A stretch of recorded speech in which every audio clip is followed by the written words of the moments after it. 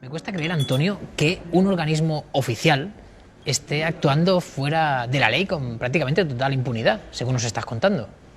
No es ninguna novedad, ahora lo estamos de alguna forma acreditando, antes lo sabíamos. Cuando el CNI consigue una información de forma irregular, como tú nos estás diciendo de una manera abierta y clara, esa información luego no se puede llevar a un juicio, porque no es válida, el juez te la va a invalidar. Si ha habido un pinchazo sin autorización judicial, eso no vale. Entonces, ¿para qué lo hacen? Un momento. El CNI no puede judicializar los hechos, lo tienen que judicializar las fuerzas de seguridad del Estado. Uno. Dos. Cuando tú consigues una información, luego la transformas en un elemento válido. Te pongo un ejemplo que, aunque era antiguo, puede servir perfectamente ahora. Perfecto. En el 23F, el tema del golpe de Tejero, se produjo uno posterior que fue el 28O, que era el golpe de los coroneles. Uno de esos coroneles, en un momento determinado, iba en un coche, un 124, dentro del coche llevó un maletín con una serie de documentos que eran preparatorios para el golpe del 28. El CSI de aquella época no pudo actuar, pero hizo una cosa muy sencilla. Abrió el maletero del coche, fotocopió los documentos y lo volvió a dejar donde estaba. Este coronel fue a su casa y una vez que estaba en su casa se presentaron con una orden judicial para hacer un registro y entonces encontraron los documentos. O sea, una información conseguida de manera irregular luego se convierte en regular cuando se presenta de otra manera. Claro, porque sobre todo a un juez tú la tienes que llevar de una forma judicializada. Para intervenir un teléfono tú le tienes que pedir permiso a un juez. Pero yo me pregunto, ¿cómo sabes tú que el señor que está hablando con otro pueden estar hablando de tema interesante? Porque a lo mejor, alguien ha escuchado previamente. Entonces, En un pinchazo ilegal. a lo mejor. La primera parte de cómo conseguirlo puede ser irregular, pero la materialización del hecho es legal, lógicamente. Si se siguen haciendo este tipo de escuchas ilegales, ¿eso quiere decir que todos somos susceptibles de ser espiados? Sí, Todos. todos. Hoy podríamos encontrar teléfonos, por ejemplo, de políticos o activistas que estuviesen pinchados de forma irregular. Se ha publicado últimamente que, por ejemplo, en el tema catalán está habiendo pinchazos y una cierta movilización de agentes del CNI en Cataluña. Sí, puede haberlo. Pero además, fíjate, hay un hecho muy curioso. En un momento determinado incluso se llegó a publicar que en Cataluña el gobierno catalán quería montar, digamos, una especie de servicio de inteligencia.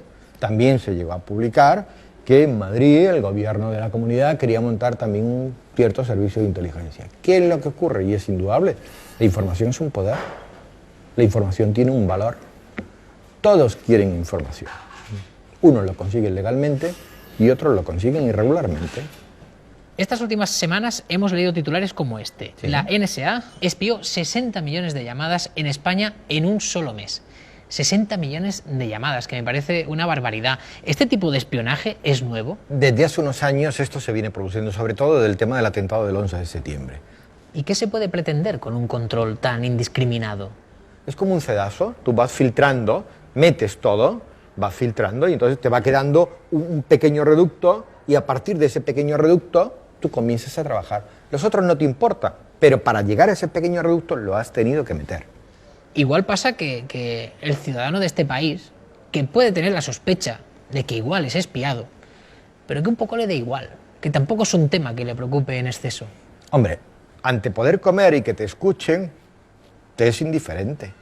Y la mayoría de los españoles tienen problemas económicos. Al principio nos escandalizamos mucho cuando nos dijeron que la Agencia Nacional Americana de Seguridad había espiado 60 millones de llamadas de españoles, pero luego resulta que parece ser que fue el CNI el que facilitó el espionaje masivo de Estados Unidos a España. Esto no tranquiliza demasiado. Los servicios secretos de diferentes países colaboran entre ellos. ¿Es posible que el CNI estuviese colaborando con esta agencia de seguridad norteamericana y que el gobierno no supiese nada? Difícilmente. ¿Tu jefe sabe dónde estás tú hoy? Puede saberlo fácilmente. ¿Tú lo has respondido?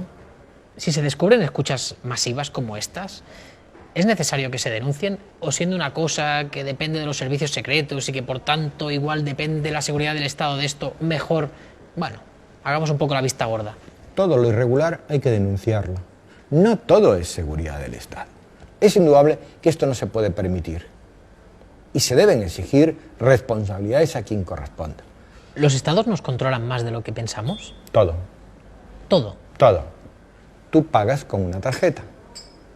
Automáticamente, yo sé si tú viajas a un determinado lugar, yo sé con la frecuencia que tú viajas. A ver, el control y el espionaje de las personas ha existido siempre. Todos hemos sido de alguna forma más o menos controlados.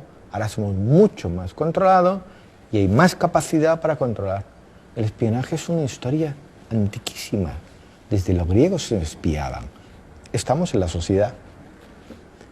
Formamos parte de, quieren saber lo que hacemos y con quién nos vemos y por qué nos vemos.